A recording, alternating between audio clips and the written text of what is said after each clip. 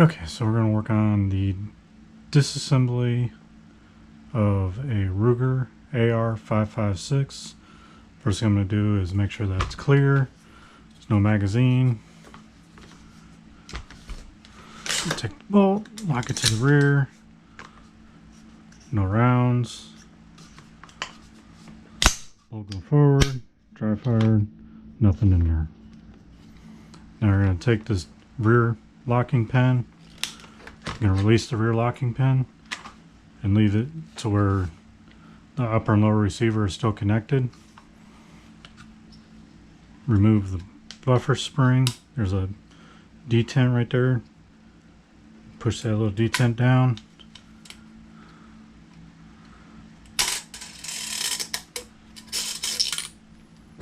Remove the buffer and the buffer spring.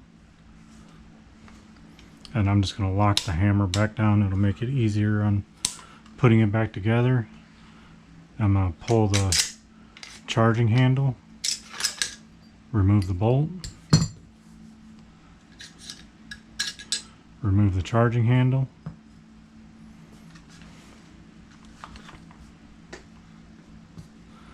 and I'm going to remove the firing pin right here. So you take that little cotter key out, firing pin will drop out, and then this is your bolt. And you turn make sure I name this stuff right. The cam pin. So the cam pin is a quarter turn. So you turn the cam pin, and then it'll fall out, and then you can remove the bolt. That is a complete field strip. Mine is taking the handguards off, but normally on a field strip, that's a complete field strip. Now I'm going to separate the upper and lower receiver by pushing this front pin right here, and then it slides out. Both these pins are captured pins. They won't come all the way out.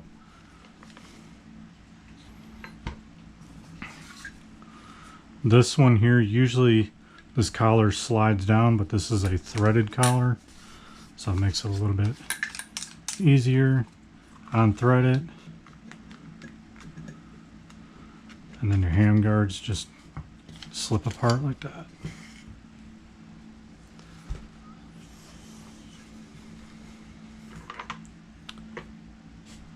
And then that's a simple field strip. And that's as far as you want to take it down for normal purposes. The other thing that I'll do a lot of times is I'll take the bolt and I'll take the extractor apart just to double check it.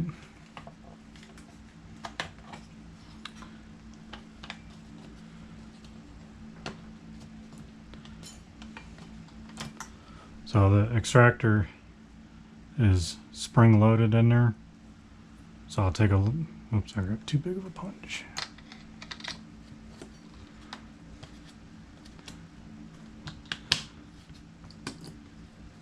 I just like to take a small punch, and then there's a pin right there. And you just push that pin out. And then you can remove the extractor. And there's an O-ring right here that's over the extractor spring. And then there's your extractor spring right there. This O-ring, you just want to check and make sure that it's not cracked or dry rotted or anything. But it assists in operation for the spring. And then on your bolt, let's see if I can zoom in a little bit here.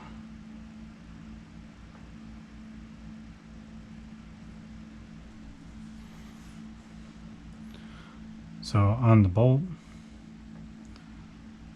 these rings right here, there's a gap there's 3 rings and there's a gap where my fingernail is one of the rings, and you want to try and make sure that the gap on your gas rings are about 1/3 of the way, so none of them are double stacked. That'll just help with gas pressure on it.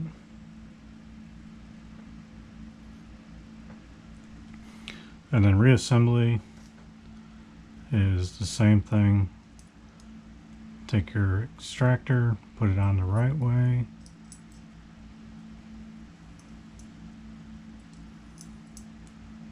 Line up your holes. Take your pin.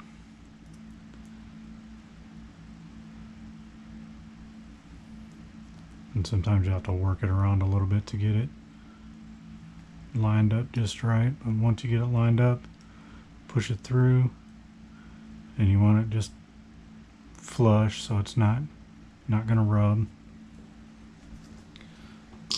Push pin back. And then whenever you're putting the bolt back in, the bolt carrier, there's a little notch on here. So the pin will only go in one way. So whenever you're putting it back in, you want that notch facing down so that your pin will go back in. So before I put it in, I'll look, I see the notch is right there. So then I'll roll it around.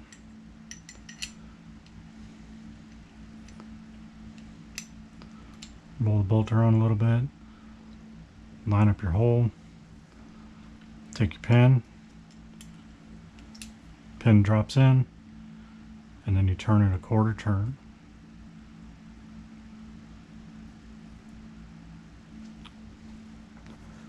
And then your firing pin drops back in. Take your cotta pin. This one here, for some reason, I have to work it around a little bit. Push it all the way in to where it's flush. Now you see how the bolt's all the way in. Before you put it back together, you need the bolt out in the out position. So you can just flick it and that'll pop that bolt into the out position. And we'll take the upper receiver, put our hand guards back on. You have a small end and a big end. This one's got a round piece for the front. A lot of times it's a triangle piece on the front. And this is just a real quick run through. This isn't anything detailed.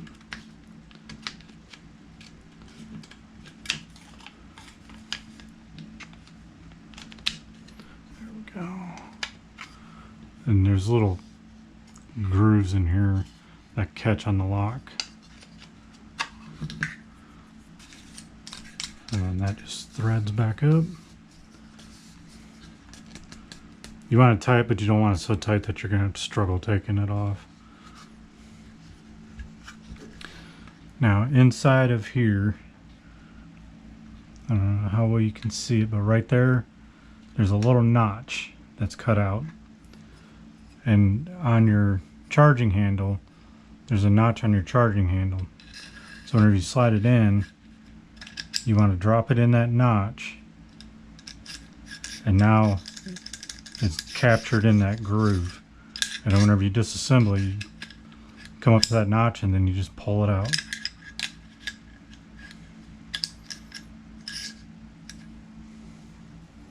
And then whenever you put your bolt in, your bolt carrier, make sure your bolt's forward, that pin's forward, and then your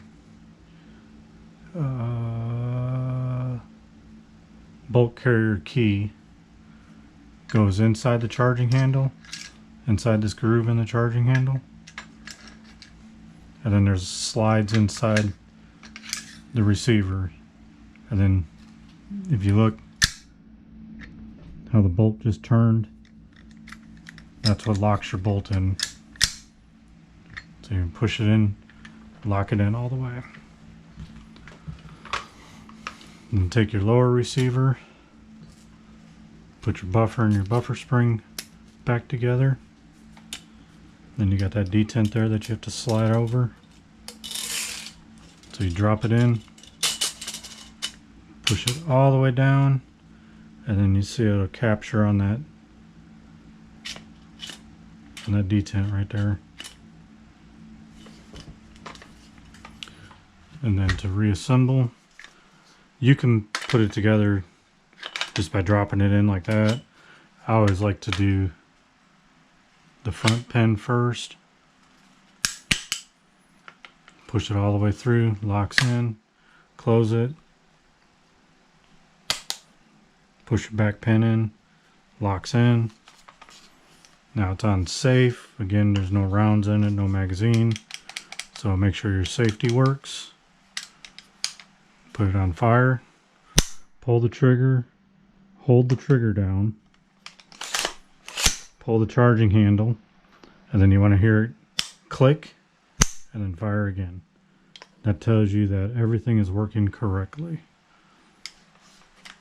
So that when you hold the trigger down, that first click that you have, that's the reset, and then whenever you pull it again, that's the hammer falling.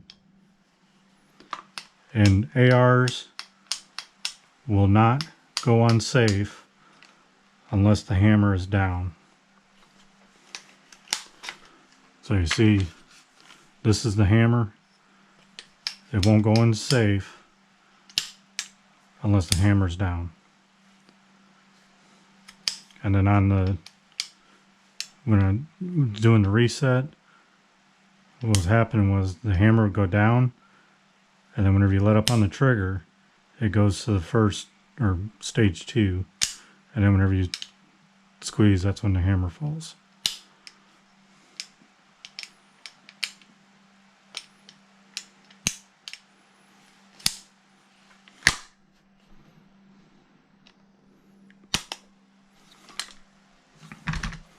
And then you have your adjustable stock, bayonet lug. This is a loop for a strap, and I do not have the front strap loop on this one. And then I guess we can go over the components on it. So this has a flip up sight. This is what they call a flat top AR. And then it's got a fixed front sight. And then that's sometimes called your bird cage, flash suppressor, and that's threaded on. Then your hand guards, magazine well. This is your bolt carrier lock and release. So whenever you pull the bolt back, you see I'm holding the bolt back, push that down, and then slide the charging handle forward. Now the bolt's in the lock position. And then whenever you push right here, the bolt goes forward. And then this is your magazine release. So when you push that button, releases your magazine. Safety.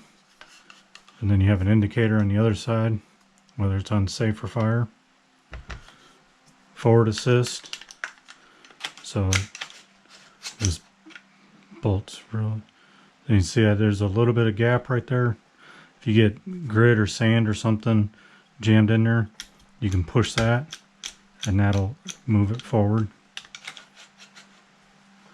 So if it was like right here, you can push on that, and then you see there's teeth right here that grabs a hold of that and pushes that bolt forward. If you have a jam or something's sand or something, it's gritty. The pistol grip, charging handle, which we already talked about, and your adjustable buttstock.